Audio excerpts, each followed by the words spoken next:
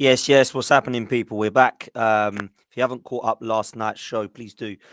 Tom Canton, Kevin Campbell, and Sophie Nicolau on just talking all things Arsenal over the weekend, and it got very heated in parts. And for those of you that don't know, Sophie and Kevin can really go at it sometimes. It's brilliant to see. So make sure you go check that one out. Myself, Goonie, and Kaz were also on before that. Well worth a watch, laughing at Chelsea, how bad they are now. They've got Lampard, which, let's be honest, probably going to get even worse, if not stay the same. But it's all Arsenal tonight, and we're going to be talking about this side and going back in history and looking at what this side needs to do to compare itself to when we were winning titles. So I brought Harry Symeou on. Harry, how you doing, bruv? I'm good, mate. Good to be back. It's been a little while since we've done a pod together, so good to see you, man. Mate, it's always good to see you, man, and I appreciate you jumping on. I know you've got a busy time, and you're doing great things, man, and you just done a pod yourself, man. What you been up to on the Chronicles, mate? Today we've been talking following Balogun. Mm, You know what his future holds. We've been talking William Saliba and a little bit about the rumored interest in Ryan Gravenberch as well. So mm, yeah, just rounding up the day's news. But yeah, it's kind of hard in the week at the moment, isn't it? Because we've got these mm. massive gaps between games, which we're not used to. Because normally we're in Europe, or in the past couple of seasons where the schedule's been a mess, we've been sort of playing games every 3-4 days, and in a weird way it kind of feels a little bit awkward, like having to mull over every game for a week before the next one comes along. So yeah, I mean, we're ticking along, but it's nerve-wracking, isn't it? It's a horrible time. Yeah, it isn't nice, mate. And I was speaking to a couple of the lads yesterday, and they said, "I don't know how you do this." Like, he was a West Ham fan, and he said, "I've never ever had to do it, and don't think I ever will." But he said, "I don't know how you do it, man." He said, "It must be exciting, but it must be horrible at the same time." And Yeah. kind of summed up how I was feeling, really. We might as well touch on it, mate. The weekend's game at Anfield was massive, and it was a lot of a debate about whether it was 2 points dropped, 1 point gained, and what that does to us now moving forward. Um, I want to get your thoughts on it, Harry. The viewers know mine. So, what's your thoughts on the game on Sunday, bro? Mixed. My feelings are mixed, like really mixed. It's hard to kind of answer that question definitively. Is it 2 points dropped or is it a point gained? Because when you are 2-0 up in a game, you're not going to be satisfied with a draw, not under any circumstances. When Mm. you are away at Anfield and you're up against it the way we were in the second half, and you concede as many chances as we did in the second half, they miss a penalty and your goalkeeper pulls off a couple of world-class saves, then you have to say that you came away feeling quite fortunate that you managed to at least hold on to the point. So yeah, real mixed feelings. I think, I don't know. I was at Anfield at the weekend, and I know a lot of people often say, and I'm sure you've heard people say this, oh, the atmosphere at Anfield is overrated and it isn't that good and it isn't as big a deal as people make it out to be. I'll tell you what, after they scored that first goal, don't listen to the nonsense about, it was when Granit Xhaka did that with Trent Alexander-Arnold. It was a small sparking point that lasted for about a minute, and then it went back to being flat and dull again until Liverpool scored. But once they get the crowd on their side, I was sort of in the main stand. I wasn't in the away end, obviously, because I was working. And I was closer to the Kop end than I was to the Anfield Road end where the away fans were seated. And you could just feel it. You could feel them sort of willing the ball into the net. The atmosphere was unbelievable. And I just think we wilted a little bit under pressure. We stopped playing our game as a result. We sat back, we synced, we were retreating. Some of the substitutions, I think, probably gave that message as well of, let's just get out of here with whatever we can. And I think in the end, we were probably a little bit gutted that the equalizing goal came as late as it did. Had it happened Mm. 10 minutes before, you kind of accept it a little bit more. But because it came so late and we were so close, it did feel like a couple of points dropped. But in the grand scheme of things, I don't think it was a disaster result. And look, that's twice now we've been to Anfield, once in the cup, obviously, and we haven't been beaten. So that is progress in some way. Yeah, I just wanted to touch on the Granit Xhaka incident because a lot of people are saying that was the reason as to why we drew the game, and I actually disagree with that. I do think it gave the crowd a boost. I do think it picked the players up, and I question what Granit Xhaka is actually doing there, if I'm honest with you. But I'm not going to put that down to the reason that we drew 2-2. um, but we were in cruise control, Harry. We were absolutely in cruise control. Um, Robertson had a chance. Salah had a chance, which I actually thought Ramsdale saved, but he just completely skewed it, Spooned it wide. which is mad because it's Salah and he doesn't normally do that. He also doesn't normally miss penalties, which he did as well. So there's a lot of points in the game that I look at and think there's reasons why Arsenal drew, and there's also reasons why we could have lost. Ramsdale being one of them, he was absolutely immense. But I do think at 2-0, and it could have gone 3-0 with Jesus missing that kind of open goal, really. I know it came in quick, but he could have done better there. We were in cruise control, and then Granit Xhaka's incident then allows Trent Alexander-Arnold to allow the crowd to get up. And I don't think there's any coincidence that 25 seconds later, the ball's in the back of the net at the other end. Now, I'm not blaming him as an individual, but I just question why he would do that. I wanted to get your thoughts on any kind of blame as to why he's getting himself involved in that situation. I don't think he really needs to get involved in that situation, but at the same time, I don't expect footballers, when you've spent the whole week pumping them up for a game, compete, to be thinking about the possibility of igniting a crowd when they go into every challenge or when they go into every confrontation or every moment. I don't think it was just the Xhaka incident. I think there was a few incidents around that period in the game. So just before the Xhaka incident, I think it was, Trent Alexander-Arnold made a strong challenge on someone else. I think it might have been on Martinelli. And he sort of ran over as the ball went out for a throw-in down by the corner flag, he sort of turned around and he started giving it to the crowd. That got them going. Then you had the Xhaka incident.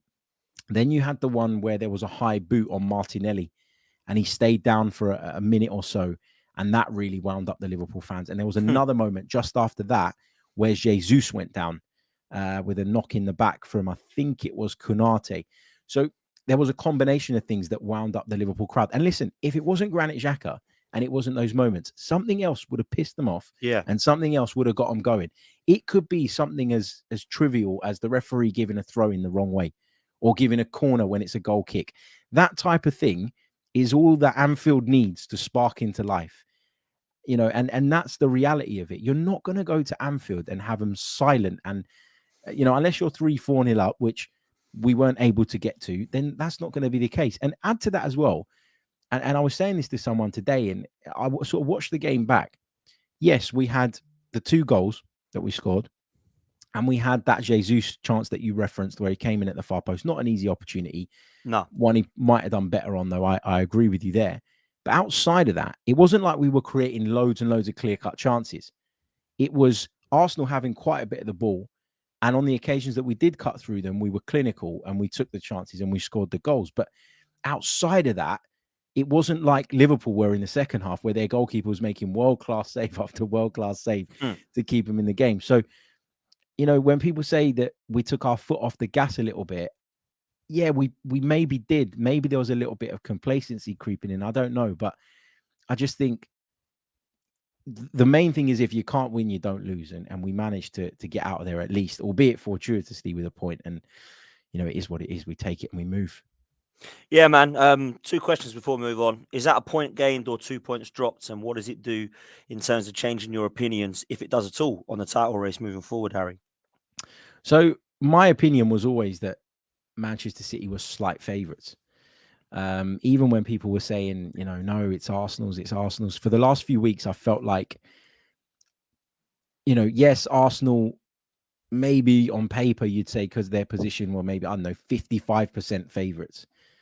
But to me, there's always been this feeling that you look at Manchester City's games and you think they could go on and win every one. And that wouldn't surprise you. We've got obviously the trip there. We had the trip to Anfield. We've got Newcastle away to come. Even Chelsea at home, I don't think is going to be a walk in the park because they might get up for it. They might want to stop us going on and doing it. West Ham away at the weekend, they're fighting for their lives. I don't think that would be easy. We're going to go to Forest towards the back end of the season. They'll be fighting for their lives as well. Hopefully they're down by then, but they probably won't be, looking at how congested it is. So it's difficult to see Arsenal winning every single game between now and the end of the season. And it's not so difficult to see Manchester City doing that. So I think they're slight favourites now. But at the same time, although people have spent the entire weekend saying that Arsenal have given up control in the title race, we really haven't. Because if we do our job, we win it. It's as simple as that. Man City have it in their hands in the sense of they play us, but we also have the opportunity to make a mark in that game. It's in both our hands. Yeah, and we don't have to win that game.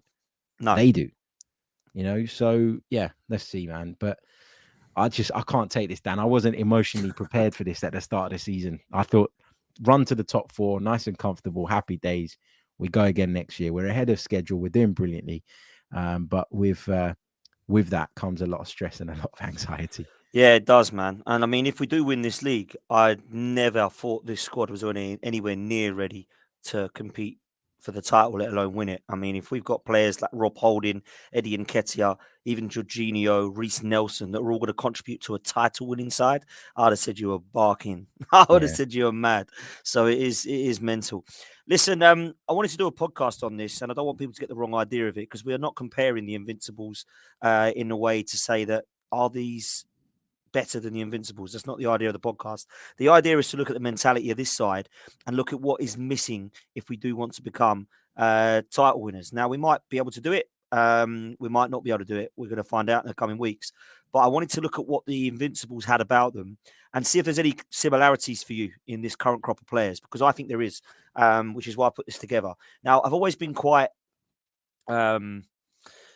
complimentary, I suppose is the word, about what Mikel Arteta and Edu have done off the pitch. And in terms of recruitment, I've always been quite a fan of what they've done.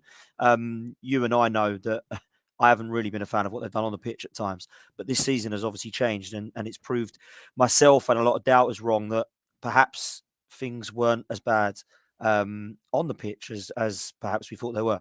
Now, I want to look at how Mikel Arteta has changed things. And I want to look at the recruitment in particular with this kind of current crop of players that we see at the moment. The Invincibles, we all know, are unreal, Harry. Absolutely unreal. If you said to me, is this team as good as the Invincibles? Well, the answer is no. No, they're not. But I will say that I do see some similarities in terms of the attributes and the mentality of some of these players that we have right now. Whether that's going to be enough to win us a title, I don't know. Hopefully it's this year. So I wanted to go through it quick because I really, really strongly feel that in the Invincibles side, there were some really underrated players that went under the radar. And if I say to you now, Harry, do you remember the Invincibles? You're going to throw the names Thierry Henry, Robert Pires, Patrick Vieira, Ashley Cole all at me. And I'd probably do the same, and rightly so. But I don't think we always remember what Lauren did that season, what Toure did, what Gilberto Silva did, what Jens Lehmann did. And I kind of feel the same with this side at the moment. I kind of feel that if we were to win the title, everybody would be talking about Saka, Martinelli, Erdegaard, Saliba, Jesus, probably Zinchenko. But nobody will mention Ben White or Gabriel or Aaron Ramsdale or Granit Xhaka. And I kind of feel that we're looking now at the star boys and the stars and thinking, wow, we have unbelievable players. But is it fair to say that there's been some players in this current crop that have reminded you of some of that Toure, Lauren, Gilberto's that we had back in 2003, 2004? Yeah, and I think the one that jumps out to me is Ben White, Mr. Consistent. I don't think at Liverpool, I felt like he was playing with the handbrake on a little bit in that he didn't get forward as much as he normally does. And he probably was hindered by the fact that he picked up a yellow card in the first half. But outside of that, I think Ben White has been, in terms of consistency levels, up there in the top 5 probably for Arsenal this season. I think you can say the same about Granit Xhaka. Now, their best, so let's take Granit Xhaka as an example. His best is not as good as, I don't know, Martin Odegaard's best. But in terms of getting the same level of performance every single week, you're getting that from these players. And you need that. To have a title push, you need consistency. And that needs to come on a collective level, but also on an individual level. And we are really, really getting that from a load of players. I think Gabriel, who you mentioned as well, for me, has been arguably the best centre-half in the Premier League this season. I would go as far as saying that. Because you've got to remember as well, this guy is not just playing at centre-half. He is covering the gap that Alexander Zinchenko leaves every time he ventures into the midfield.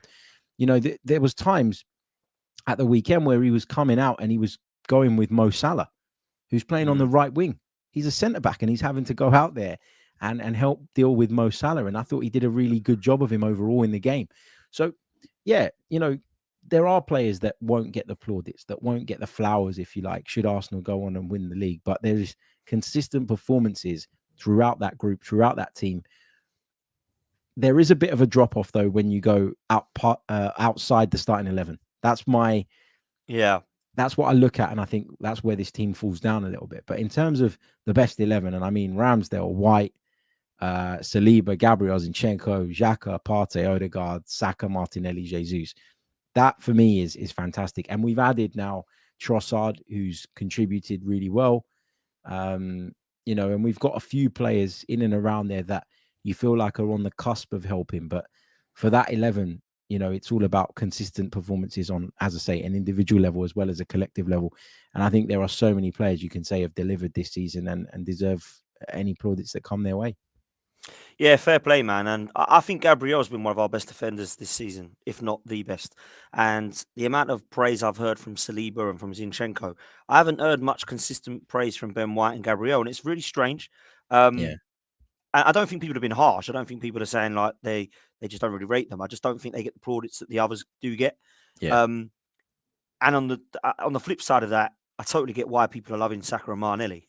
It isn't a criticism to what they're doing. I think sometimes they just don't get the praise that perhaps they deserve as much as some of those players. And I think it was similar to that in the Invincible side. So I want to go back in time now and look at comparisons. Um, when we signed Jens Lehmann, it was pretty strange, I suppose is the word. And the reason I use the word strange is because David Seaman was the goalkeeper for so long that when he was going to go, it was like, how the hell are we going to replace this guy? Like, literally, he was outstanding, wasn't he? And when he came in, Jens Lehmann, it was actually for quite a not a amount of money from Dortmund. He was about 33, I think, at the time that we signed him. So he was already an established goalkeeper. And what he had about him was mentality, but he was a bit crazy. He could get the crowd going. He had an understanding of how to connect there.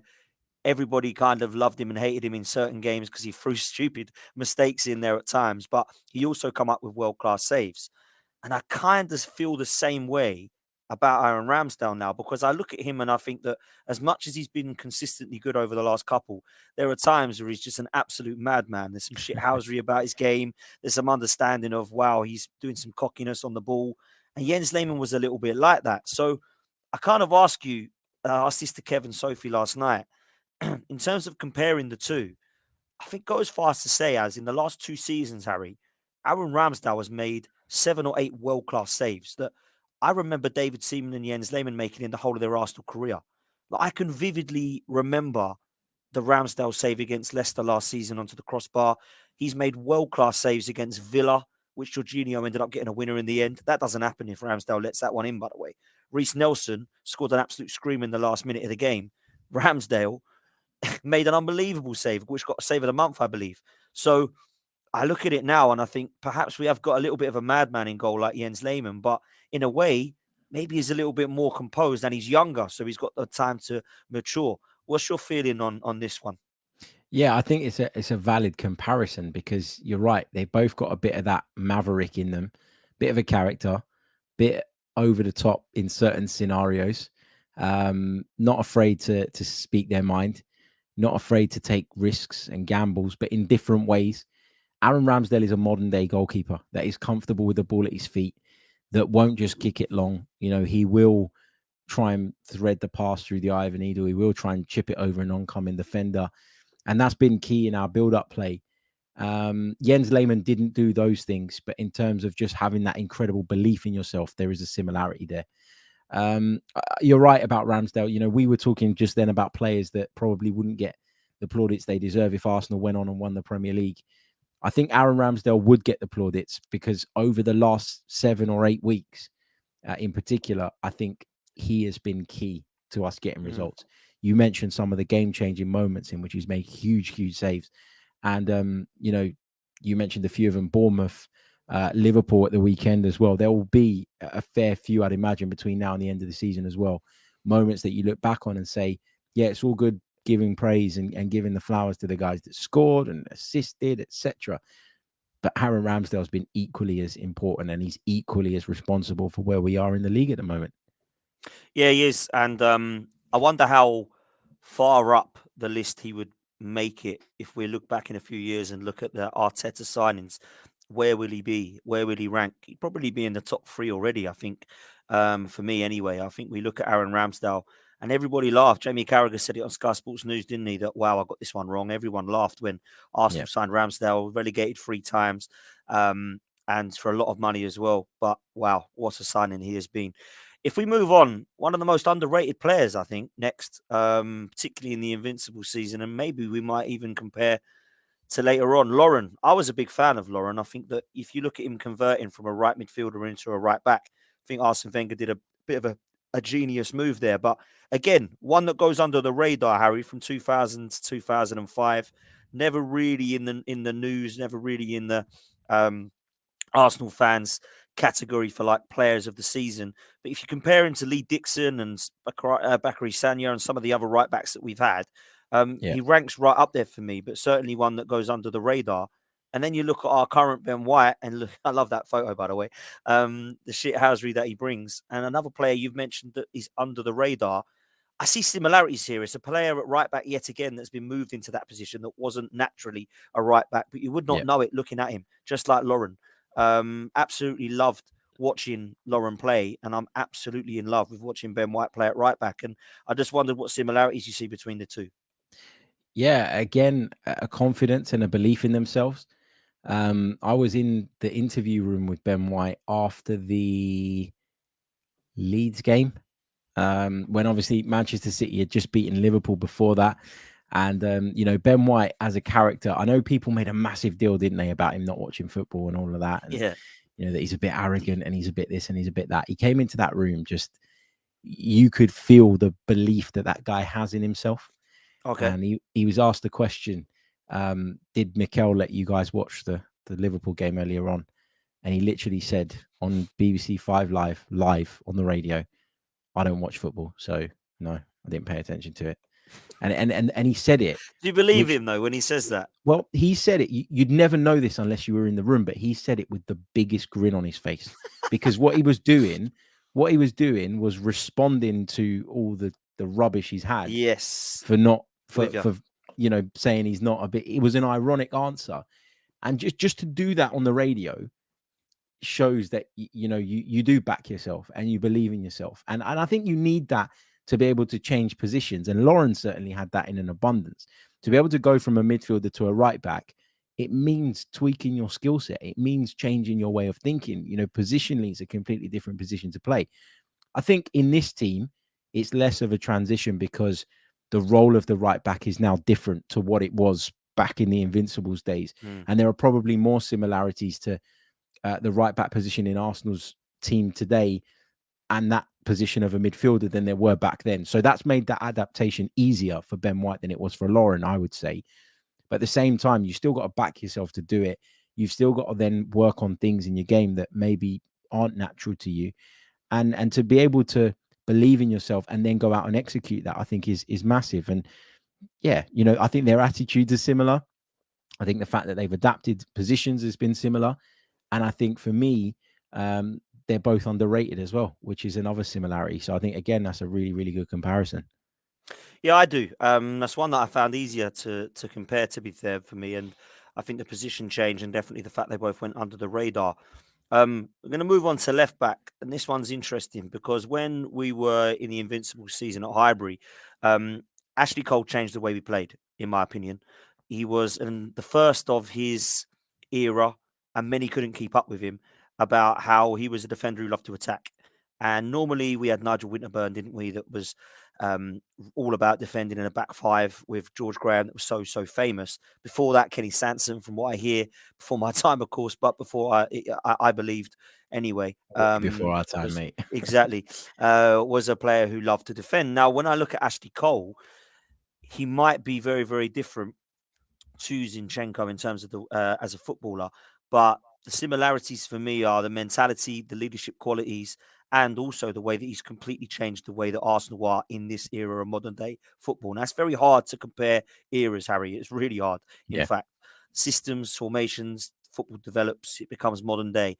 But actually, when you look at what Ashley Cole has done for Arsenal, he will probably go down as the best ever left back. Some would say one of the best in the world of all time, but certainly in the Premier League of all time for me.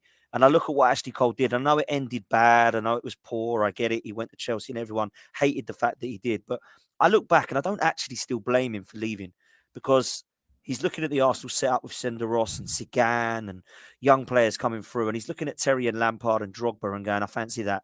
I'm going to go and win everything. And he did. So I don't really blame him for wanting to go and seeing a lack of ambition at Arsenal and a change in the way that he didn't want to be going and sharing that journey with, and then going to actually win stuff at Chelsea. So a player that's won everything in football. When I compare him to Zinchenko, I love the passion. I love the mentality. He's got winning mentality and leadership qualities, which is similar to what Ashley Cole had, even at a young age. And they always said that when Vieira left, it would be Ashley Cole who takes the armband. But I look at it now and I think, yeah, Zinchenko has completely changed how we play football, just like Ashley Cole. What's your thoughts on these two? Yeah, I mean, I find it harder to forgive Ashley Cole because at the time he moved on August 31st, 2006. And I don't think Arsenal had completely fallen off their perch at that point. If it was 2 years later or a year later, I probably would have gone, you know what, I get it. Just like when Fabregas wanted to leave, I didn't like it, but I got it. When Van Persie left, I didn't like it, but I got it. When Thierry Henry left, I didn't like it, but I got it. Ashley Cole for me went before we got to that point. Now, maybe he was privy to information that we as fans didn't know. Maybe he knew what was coming in terms of how Arsenal were going to end up, in the sense of, you know, the financial implications of the new stadium and that we weren't going to be competitive. And so you kind of have to give him the benefit of the doubt. I accept that. But I found it really hard to get over that. But in terms of what you're saying, I think they're really different players in terms of the way they played the left back role. Yeah. Ashley Cole was your old school flying down the left wing, left back that would get forward, that would impact the game in the attacking third, and you know, he was incredible, but he was also a fantastic defender. I think he became a better defender though when he went to Chelsea. I think at Chelsea you were looking at the best left back in the world. I think he was just shy of that at Arsenal. He had all the makings of it, and maybe he'd have got there if he stayed. But I think when he went to Chelsea, he did go up to another level. Zinchenko, I don't rate him as a defender at all. I really don't. I just think that It's fair. I think that we compensate for having him in the team by using Gabriel in a different way. And when Saliba's alongside him, we can do that much better. And then Ben White, who I've said his role is different to playing at right back than what Lawrence was, he gets to tuck in alongside Saliba that little bit more and give us that extra bit of security and protection. So I think it's a system thing. You know, you can't knock Zinchenko because he's had a massive influence. I thought he was really poor in the way he defended for the second Liverpool goal the other day. That was really, really disappointing. He should have been off 10 minutes before, as far as I'm concerned. Yeah. But in terms of the influence he's had overall, it's been huge. Mentality, you're right to highlight that. And he's allowed us to control football matches that we probably wouldn't have controlled because we've now got another midfielder that people don't account for. And even though we do it every week, people still struggle to live with that because they don't believe that Arsenal are going to take that risk and completely abandon the left back position in order to create that overload. And they go and stick players out on the wing, but Gabriel has been good enough to deal with that. And that's allowed Zinchenko to play the game that he wants to play. It's a weird one with Zinchenko because I don't think he'll ever be the best left back in the world. And I don't think he's a top class midfielder. I think he's a bit in between on both. And that makes him effective in our system. But if you sent him to, I don't know, if you asked him to do Andy Robertson's job at Liverpool, I don't think he could do it. I think it'd be really different. So I think he's someone that benefits from our system and benefits from the way we want to play.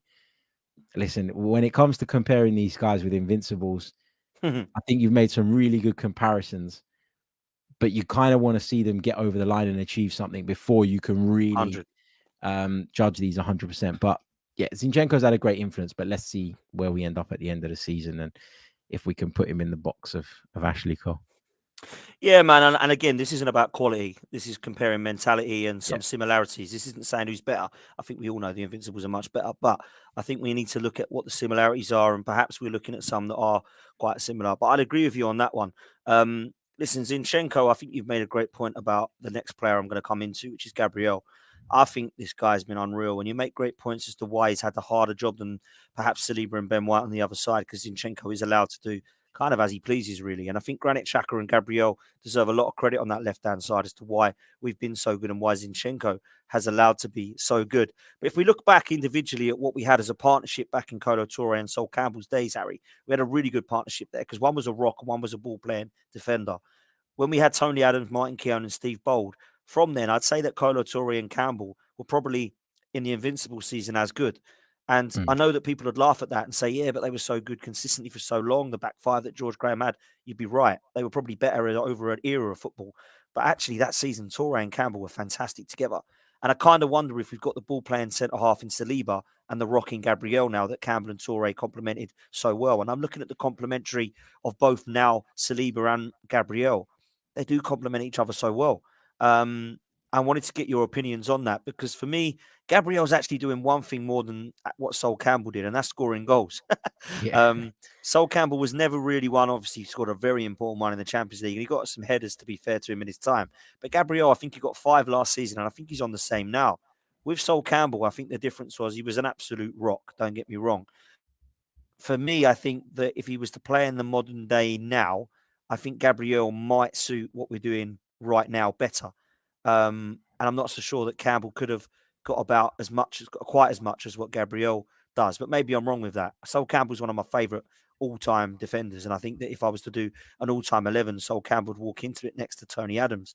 But I do think that there's some similarities in terms of the presence, the physical attributes, and how Gabriel loves defending. And I wanted to get your points on these two players, Gabriel of now and the Sol Campbell of old. Yeah, again, like we're comparing eras, so there are going to be differences in the styles of these players. But in terms of how important Gabriel is to this side, I completely agree with you. He's up there with Sol Campbell. I think with him and Saliba, you've got like a pair that has, I think, 2 ball players in it. I think Gabriel's got much better at playing the ball out. And I think Saliba's very comfortable at doing that. But I think what it is more so than a ball player and a rock is one that's very calm and composed and one that can be really aggressive when he needs to be. If you watch the way they defend, you'll often see Saliba sort of read a situation and intercept the ball. You know, someone will play a ball across the pitch. He'll read it early and he'll get into the position to shut that door. And Ben White's like that as well.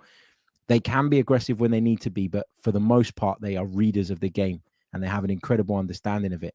Gabriel's reading of the game is good, maybe not as good as those two, but he then has that aggression and that physicality to be able to come into the back of you, snap at your heels. He won't let you turn. He's not afraid to pull you back as well and land himself in a bit of hot water as well. So I think it's more of the composed and the aggressor. I think that's the combination that we have today, as opposed to the ball player and the rock like we used to have with Campbell and Touré. But I think that's something that you need in the modern game. So it's just about the adaptations that happen over the course of different eras. But I love Gabriel. I've always looked at him and thought this guy's got the ability to go on and be immense. At times in the past, I found him a little bit rash. I thought his decision-making was off at points. But this season, I think he's really matured. He's really developed and he's gone on to a whole new level. I literally could not agree with anything else you said more. I think that with Gabriel at times, people gave him the bozo gene, and I was one to say, oh, Christ, he has a bozo moment in him. But he's actually ironed him out in the latter part of the season. He had him towards the first part, and last season he definitely had some. But for me, maturity is definitely one of the things. And I think he looks at himself in this team right now and says, I'm 24, 25. It's actually quite old for this side. Certainly old for the first 11. There's only Partey and, of course, Xhaka that are actually older than him in that setup, which is mad to think at only 24, 25 that he's like that. But for me, it has to be mentioned. One player that was an absolute fan's favourite, mate, back in the day was Kolo Touré. And I remember when he come on the scene, he actually came on his first game up front. And I thought, what the hell? This kid's got something. He's mad. He played in centre midfield, obviously, with his brother, who we know very well, Yaya Touré. And he was definitely more of a Patrick Vieira figure. But again, I remember he coming on the scene, Harry, at right back and then at centre back. And he formed a partnership with with Sol Campbell that we've said has been superb. And I kind of see some similarities here in the way that he plays in terms of Saliba, but I don't think he was as good as Saliba at a young age because, as I just said, he was playing in all sorts of positions. I look at Saliba and I know he's a centre half. He's got all the physical attributes that I believe a centre half should have in terms of pace, power. I think his control on the ball, he can play out from the back. He's got great passing distribution. He can win stuff in the air. He's got pretty much everything as the defender has. Kolo Touré had a little bit of everything that a footballer needs. And I think there's differences within these two in terms of the way they play. But certainly as a ball playing defender, you can see why Campbell and Touré works, and you can see why Gabriel and of course Saliba is going to work also. So I'd love to get your thoughts on this, man. Yeah, I think that Saliba is more of the all-round package. I do think like Kolo Touré used to get a lot of praise and a lot of love, and deservedly so. But I did think at times defensively he could be a bit suspect. And what Kolo Touré had was incredible pace across the ground, unbelievable pace. Once he got into a sprint, you weren't getting past him, and I think that helped him. I think that covered up the fact that sometimes he would misread situations, and sometimes I think it was obvious that he wasn't really a centre half by trade. And what I mean by that is he weren't brought up playing as a centre half, and some of the instincts that you have or you develop as a centre half, they were missing from Kolo Touré. But he had a rock next to him in Sol Campbell, and he had the physicality, not just speed, but shoulder to shoulder. You know, he wasn't the tallest centre half in the world, but you weren't knocking him off the ball. And I think his physical attributes helped him to get out of certain situations. The scary thing about William Saliba is that he looks like he's got both. He looks like he's got that incredible defensive instinct that all top centre halves have, but also, he's got the physicality as well to play that role in the modern day, and that's what makes him a really scary proposition. So I think that Saliba will go on to be a better centre half overall throughout the duration of his career than Kolo Touré was. But that's not to take anything away from him. He was fantastic.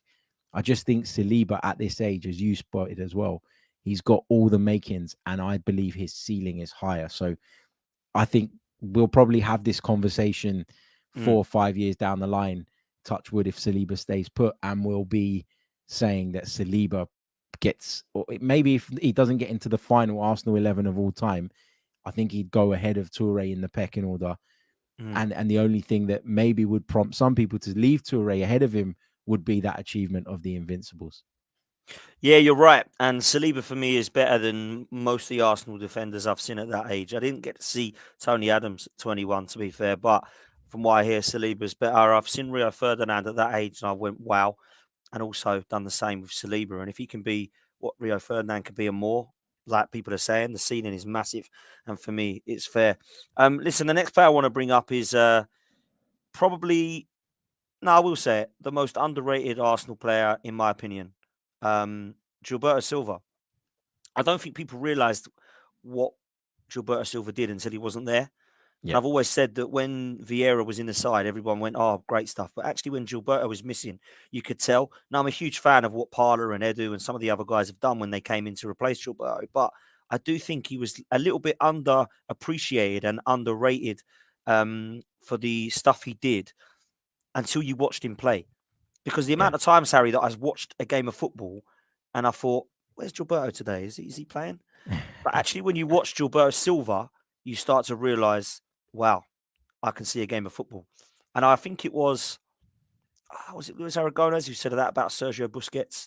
You don't quite understand him until you watch Sergio Busquets and you watch his every move. And then you start to watch the game of football in a different light. And that, for me, is what Gilberto Silva is summed up. I was so impressed with him. But the reason I'm going to make the similarities to the other player is the mentality. Because we saw him with the captain's armband there. And of course, your mate, Granit Xhaka, has had the armband a few times. And I know that, well, I don't want to go into why it didn't go well for him and why he was stripped of it.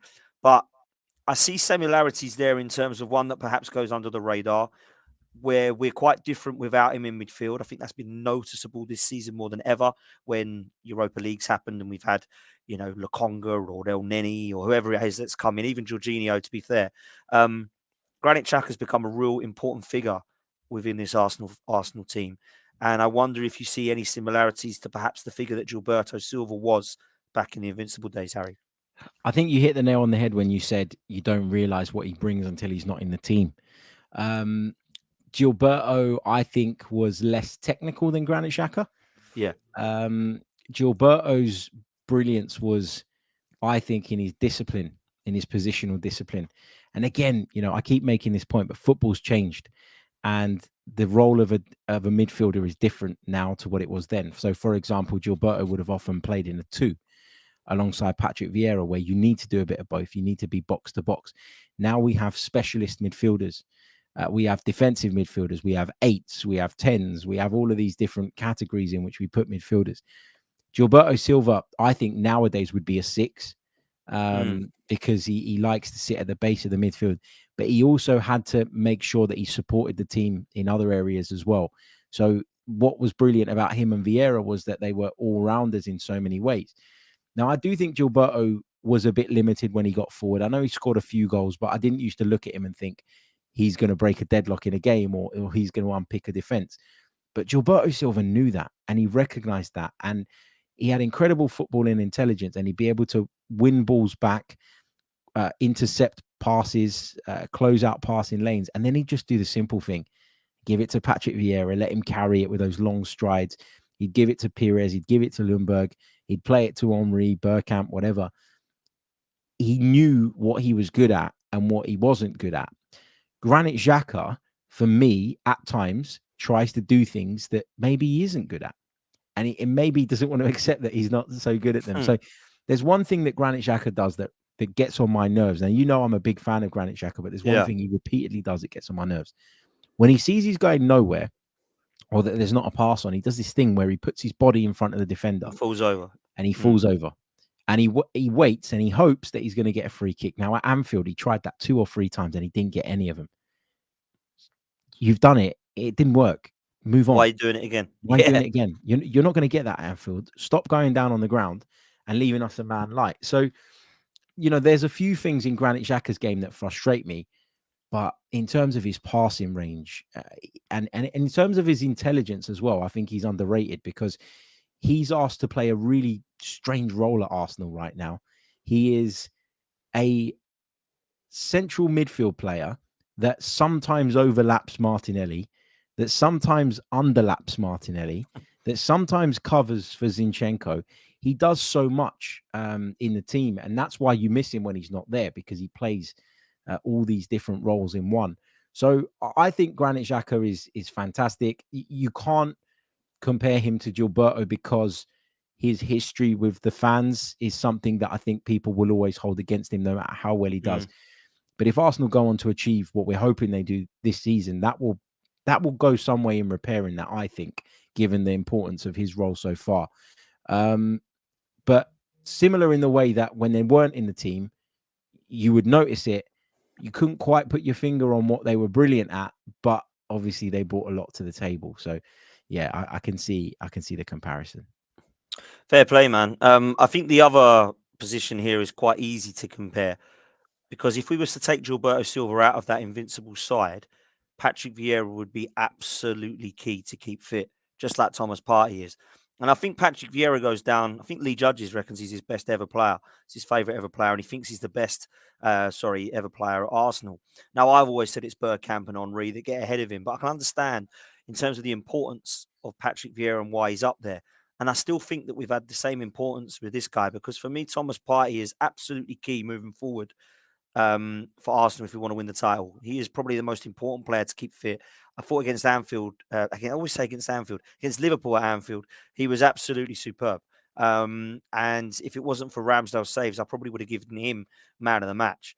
I do see comparisons with these two, Harry, in terms of their physical attributes and how important they are to the club. And I always pick Vieira ahead of him and always believe he's better.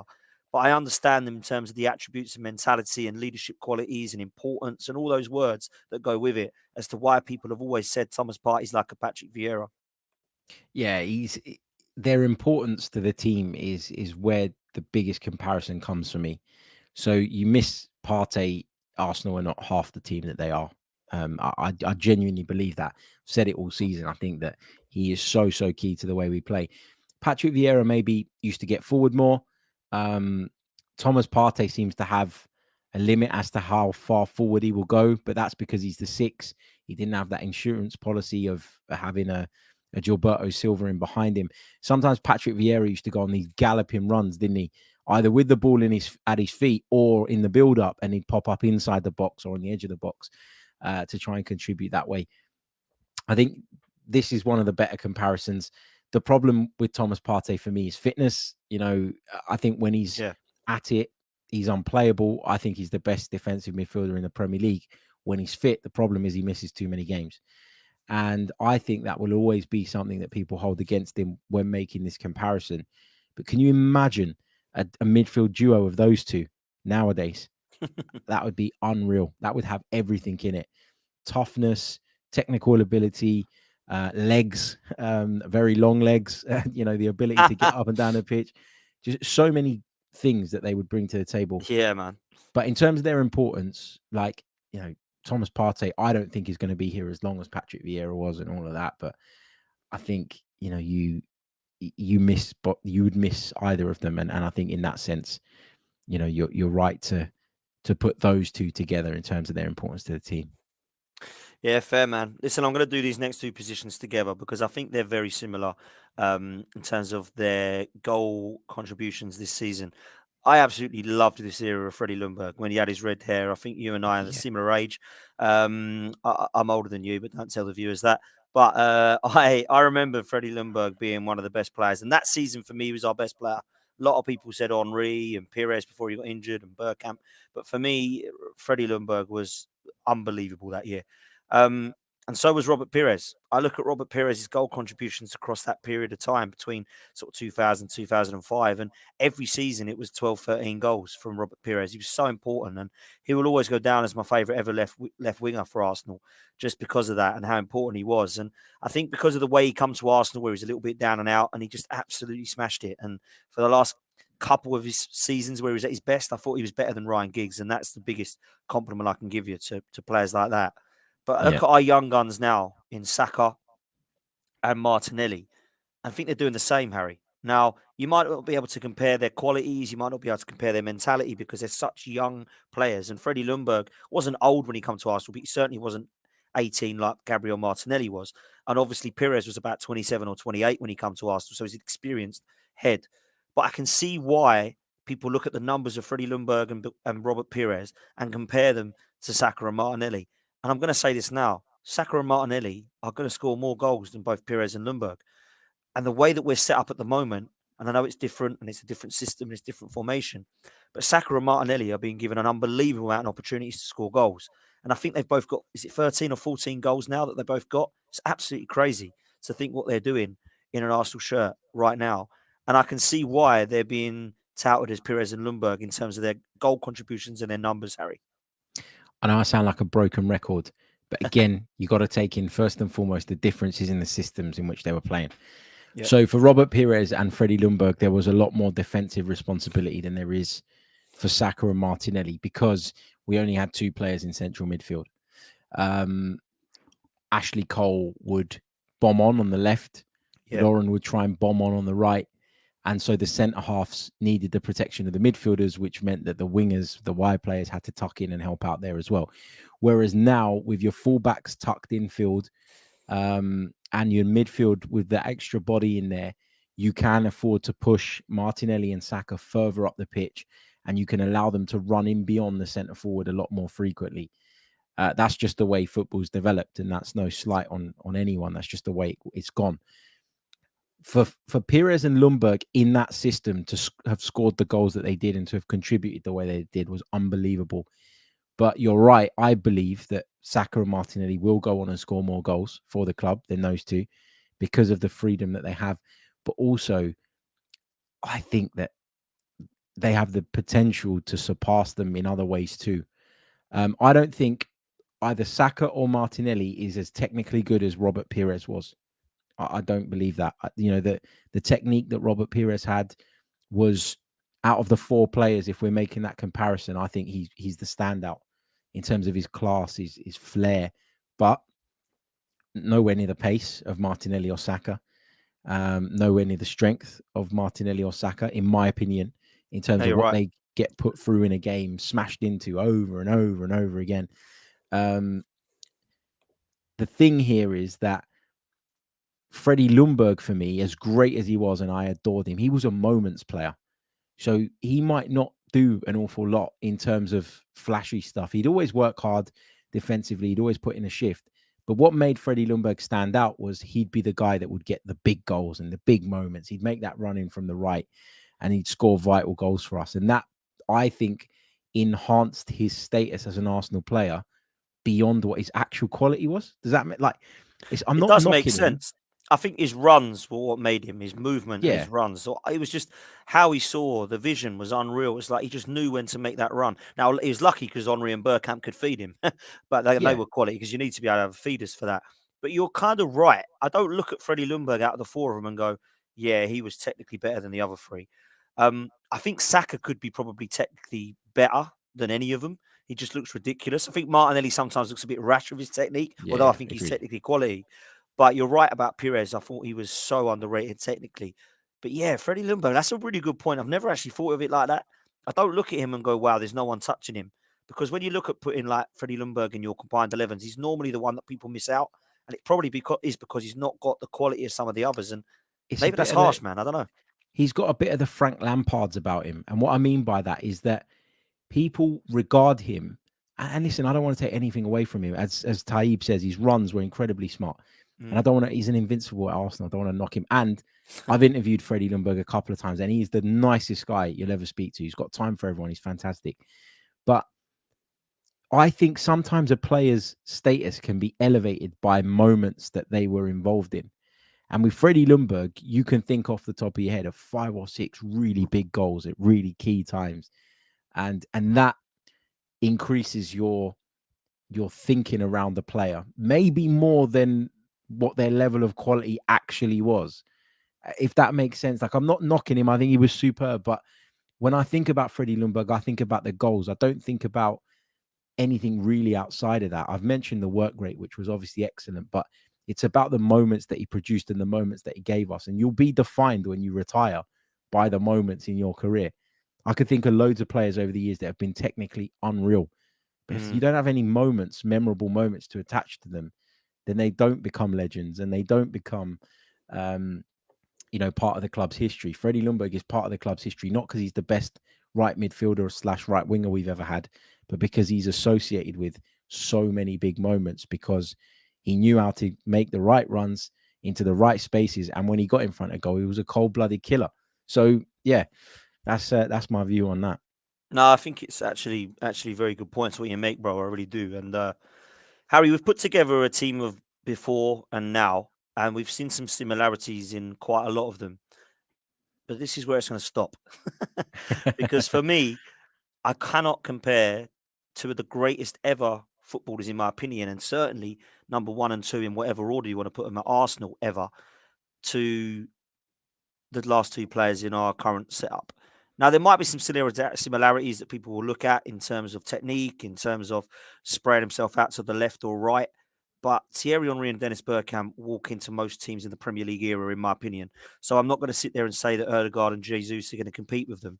But we have to talk about the similarities, if any. And I want to throw it to you before I have my opinion, because we're talking about one of the greatest ever technically, probably one of the best first touches of a football, one of the best players, certainly the best player to wear the shirt, in my opinion. A lot of people think it is Thierry Henry.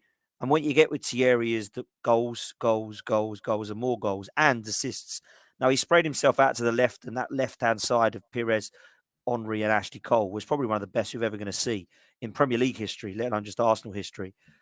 But trying to compare what Jesus does when he comes out to the left and how important he's been to the setup and what he does to link up play and how he assists, I don't think you can compare the goals. He just gets goals more than Thierry Henry does.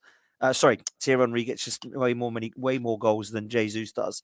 And I think with Dennis Bergkamp, trying to compare him to Martin Odegaard is very, very difficult because, again, we're talking about different eras, we're talking about different systems, and we're talking about two different positions, really, because Odegaard is not really a 10 anymore. He's more of an attacking 8 on the right-hand side. But I think in terms of vision and in terms of technique, in terms of seeing a pass and putting the ball on a plate, there are moments that Odegaard has like that. I just think Bergkamp had way more. And I think Thierry Henry, comparing him to Jesus, you just can't do that, in my opinion, because they're just different in terms of quality and the amount of goals. But is there anything you can see that either of these two could have that the Invincibles side did have?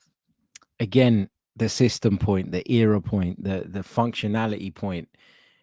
For example, Dennis Bergkamp, I agree with you. Technically, Arsenal's best ever for me, more than Thierry Henry in terms of first touch, control, all the technical elements of a game of football. Thierry Henry had much superior physical powers, i.e., his pace, all of that stuff. So it's again, it's really difficult to make those comparisons. But what Martin Odegaard is the modern day version of a Dennis Bergkamp, in that you don't really get the second striker anymore, which is what Dennis Bergkamp was. So he play in the front two, but he'd be the one that would drop off a little bit and get on the ball and show his class and use his vision and open up defenses. You don't really get that anymore. What you get now are midfielders that have that bit of license to do that. But equally, the 10 position has become a little bit obsolete lately as well. And so Martin Odegaard is the next stage in the evolution, because he is someone whose technical level is unbelievable, but he also has the work rate of a traditional centre midfielder. He's got the intelligence of maybe not Dennis Bergkamp levels, but in terms of when you look at this Arsenal team now, you'd have looked in the past and gone, Bergkamp's the most intelligent one. Now you probably look at Odegaard and say he's one of the most intelligent ones. I think there are a lot of similarities in that sense. But again, Odegaard is what you need today. Dennis Bergkamp today probably wouldn't be as effective because of the way the game's changed. It's a bit like, do you remember when, I think that the more recent example of this, do you remember when Dimitar Berbatov came to the end of his career? He was a bit in that bracket of like technically stunning, but not very physical in terms of his running and all of that stuff. And towards the end of his career, people used to look at him and go, he's just walking around the pitch, not really doing an awful lot. And he's a bit of a passenger. And that's what players like that ended up becoming as the game evolved. Now, that doesn't take away from how brilliant they were. I'm not saying that in any way, shape, or form. But for example, Dennis Bergkamp in this team probably doesn't work. No slight on him or his quality, just doesn't fit. Because now there is more demand to press. Pressing wasn't even a thing when I was a kid. When we were growing up, you went away from home at Anfield. You didn't press them the way we tried to press them the other day. You sat back and you soaked it up and you looked to hit them on a break. So the game's changed. And therefore, players that maybe were effective in a previous era wouldn't be as effective now. Odegaard has the potential to go on and have the kind of influence that Dennis Bergkamp did, but in a slightly different way. Whether he will or not remains to be seen. As for Jesus and Thierry Henry, the longevity thing is the first point that I'd look at. Jesus has been here for 5 minutes. In comparison, if I had a criticism of Jesus, it would be that he doesn't score enough goals. I know he's got 3 in the last couple of games, but he doesn't score overall enough goals for a player that gets into the positions that he does. And so I don't think you can make that comparison. I can see someone in the chat says Bergkamp is world class in any team. I'm talking SHIT. And look, Bergkamp is class. And I've just said to you that I think technically he's the best player we've ever had. I just don't think in the modern era you'd be able to fit Dennis Bergkamp in the same way that you did in the past. And I think most coaches will tell you that as well. But yeah, it doesn't mean that that's a slight on the player. Like, it's just the way it goes. It's just the way it goes. Yeah, and again, we're not comparing quality of people. No. If we did that, it'd be a very quick podcast because every single Invincible will probably walk over what we've got, bar a couple. But for me, Dennis Bergkamp, I think would fit in because he is Dennis Bergkamp, and maybe I'm biased because I love the guy and I just think he's unreal. I wouldn't have a bad word said about him. I think he's my all-time best ever Arsenal player. He's not my favourite. My favourite's Righty, of course, but I still think that Dennis Bergkamp just ahead of Thierry Henry, which is mad because when you talk about the Premier League's greatest, I always say Thierry Henry, which makes no sense really, does it? Because I think that Bergkamp was better, but there we go. But sometimes it's preference as well. It's like you'll never always agree because there's preferences as well. There's what makes a player a legend. I mentioned earlier moments, but it's also the way a player makes you feel as a fan. And there are some players that you'll be in awe of. Like there are players that I look at and I'd say for me, he's one of my favorites ever. But other people might not even put him in their top 10. Gabriel Batistuta is an example of that for me. For me, one of the best. But I bet you if you asked 100 people to name their top 10, they wouldn't put him in there. No, I didn't hate him as in thought he was rubbish. I thought he was quality, but I hated him for different reasons than you. But I just, you're right. There are different preferences and opinions, mate. Absolutely. Harry, to wrap up, mate, kind of put together 2 11s that I think would be worth talking about. I want to get your kind of best one, really. So I've kind of mixed what I think is the best combined 11, I suppose, of these teams, of these eras, whatever we talk about. Now, I want to talk about this because I do think personally that you can have two teams here. I've put Saka and Saliba in there as the only two that make it in terms of a Okay. combined 11. But there's two teams that I put together that have got more players in it. So I wanted to run through this one first and then see if you think this one's better or the other one. Obviously, Okay. we've gone for Lehman, Lauren, Saliba and Campbell, Ashley Cole, Gilberto and Vieira, Pires, Saka, Bergkamp, and Thierry Henry. And the reason I've gone with that is because I do think that Gilberto and Vieira just partly to each other so well. And I haven't seen Partey and Vieira together, so I didn't want to throw Partey in there, although I think he could do. I think Saliba for me is better than Kolo Toure, and I think Saka's better than Freddie Ljungberg from what I've seen in terms of what Saka's going to go on to do. So that's why I've gone with them. I think Lauren at the moment, because I've seen what he's done consistently over Ben White, I've put him in there. But doesn't say that Ben White can't get a mention. And Jens Lehmann has won at international level and obviously club level with Dortmund and Arsenal. So I've gone with him ahead of Ramsdale. But do you think there's any kind of players there that should be in there that aren't? It's a bit harsh they aren't. Or maybe you might think, how the hell's he got in there? What's your thoughts on that 11, man? No, I think if there were two players that have the potential to go on and make history at Arsenal Football Club and really sort of cement their place in the kind of greatest of all time conversation, it probably is Saka in terms of what we've seen and what his potential remains. And Saliba, I think, has the ability to go on and be brilliant. I'd maybe argue that Gabriel right now is more important, and that you could make the case between those two, which one is going to go on. But I think we all think that Saliba's got an incredibly high ceiling, and so I can understand why you've put him in there. But yeah, I don't think there's anybody else in the current 11 that I would go has to be in there. Whereas those are probably the two that I think you can make a case for, and that's not just based on the level they're at today, but what they still could go on and achieve. Okay, let's look at this then, because I've put in another selection, I suppose is the way to put it, which I think could be looked at and viewed at differently as well. And you could say that perhaps this would be a better 11 or maybe more deserving. Obviously, Ramsdale gets the nod this time.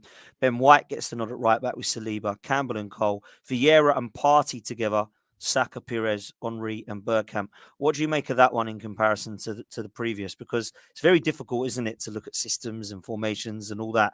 But I can't decide what one I like better, because I really like Ben White and Saliba. I really like Ramsdale.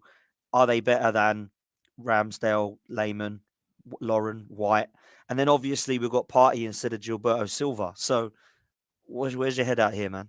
Yeah, I'd probably lean towards this one. Yeah, it's hard, isn't it? And the reason I'd lean towards this one is not anything other than preference.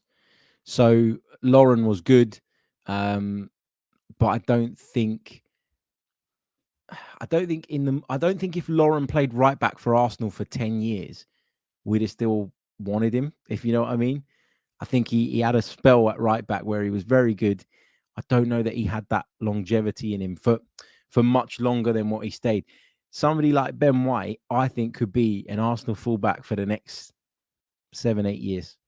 And that would be fine. Same with Saliba. For me, Partey is a better footballer than Gilberto Silva was in terms of in possession, the line breaking passes, is the way he uses his body to kind of let the ball run across it and shields it off of people. I think on the ball, Partey's far, far superior to Gilberto. Maybe there's a bit of a balance concern there in that Vieira would want to gallop forward. But then I guess Partey could drop into that sixth position as he does for Arsenal now and do it quite well. So, yeah, I'm going to lean towards this team because I think Saka will go on to be better than Freddie Ljungberg. And yeah, so I'm going to lean towards this one. But it's really tough, man. It's really tough. It is, man. Do you know what it does? It's nice to reminisce, and it's also nice that some of our current crop of players could arguably and debatably get into one of the best sides that Arsenal have ever had. And that must be a good thing, Harry. Yeah. Mate, it's been a pleasure. It was always a pleasure, to be honest, talking football with you and talking Arsenal with you. But, mate, it's been great to have you on. I really appreciate your opinions and respect what you're saying about this current crop of players and also about what we did have. And let's hope one day, mate, and let's hope it's this season, we can enjoy those days again, because it's been far too long, mate. 19 Yep. years without a Premier League trophy is just. I never thought that would happen when I walked out of Highbury when I was 17 years old, mate. We last won. Was I 16? 16, 17, I think I was. And I walked out thinking, oh, the future's bright. And look at it, mate. 19 years later, and I'm still waiting. It's crazy. And I'm sure that Liverpool did the same in 1990 when they walked out the ground, when they won their league title, and it took them 30 years, man. It's crazy. Bro, absolute legend. Thank you so much, man. How can people follow you on social media, bro? Yeah, give me a follow on Twitter, just at Harry Symeou, or you can follow the Chronicles of a Gooner podcast, which is available on all major podcast stores and on YouTube as well. Thank you for having me, man, as always. And hopefully do it again soon. Yeah, man, let's hope so, bro. And it'll be good to get you on the channel. And I always enjoy coming on yours as well. Make sure you go over to the Chronicles of Laguna, people. Make sure you follow Harry Symeou on Twitter and Instagram.